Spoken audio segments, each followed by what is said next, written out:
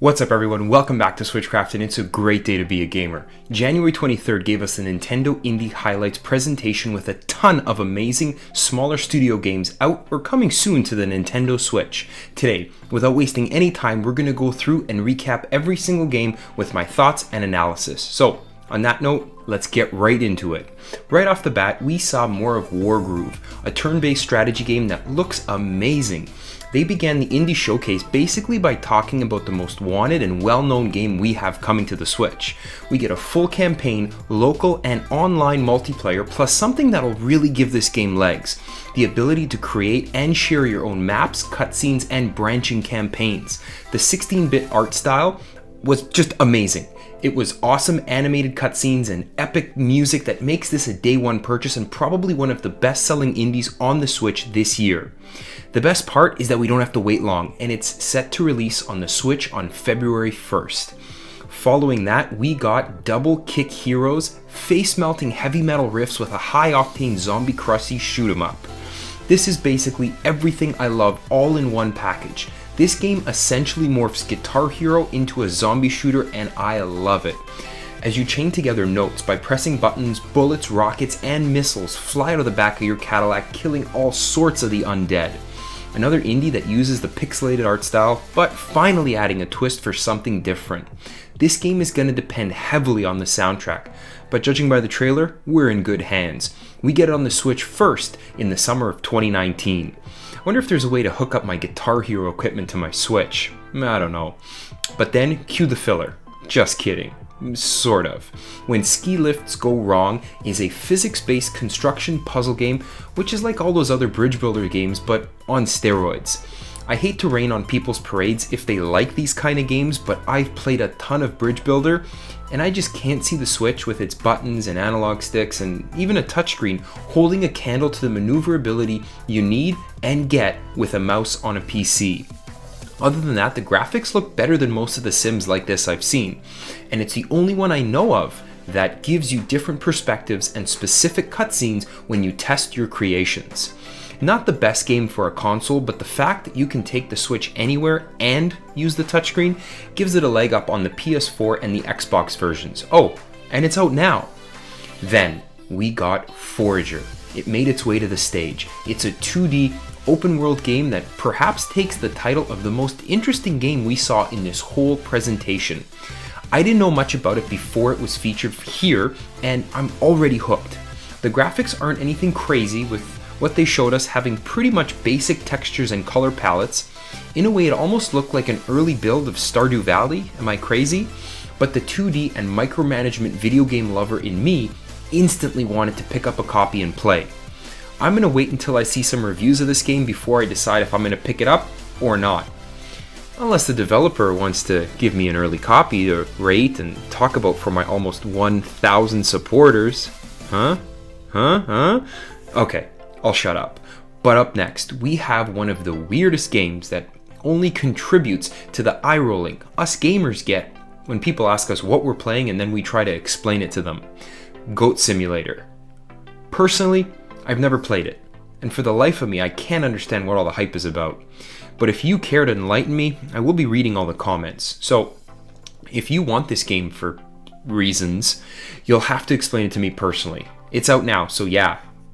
Get it? Okay, next, we got Inmost.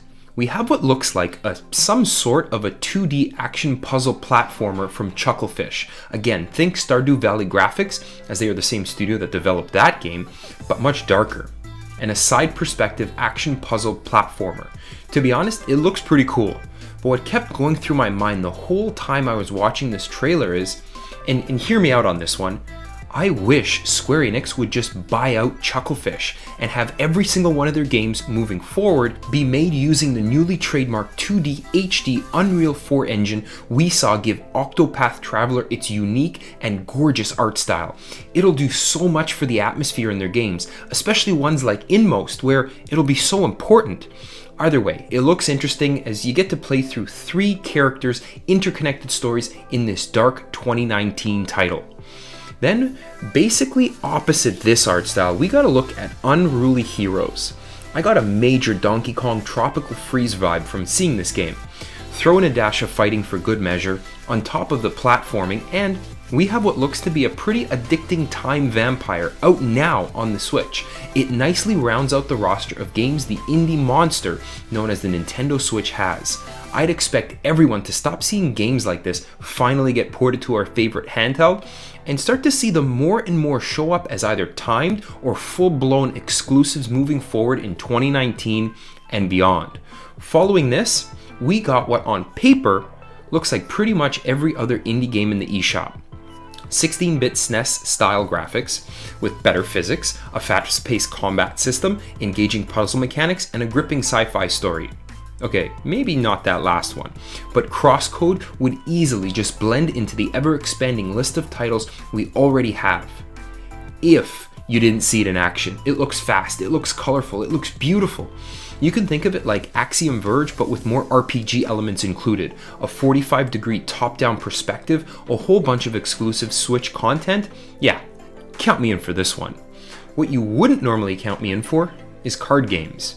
After the Pokemon trading card game on the original Game Boy Color, I felt so happy, so satisfied, so complete. I knew I'd never have to play another card video game again.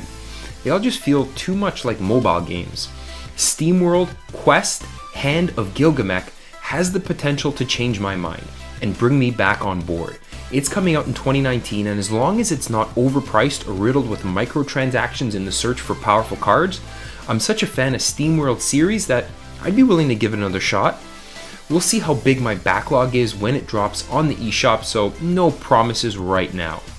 But then, we got an absolute firestorm of ads for games already out on the Switch. Hollow Knight, who doesn't already have it? Stardew Valley, I've already played that and talked about it enough even in this video. Celeste, I want my physical copy already limited run games. Overcooked 2, pass. Wizard of Legend, oh okay, thanks for the reminder. I gotta get that one. Dead Cells, Philip Muchin, lols.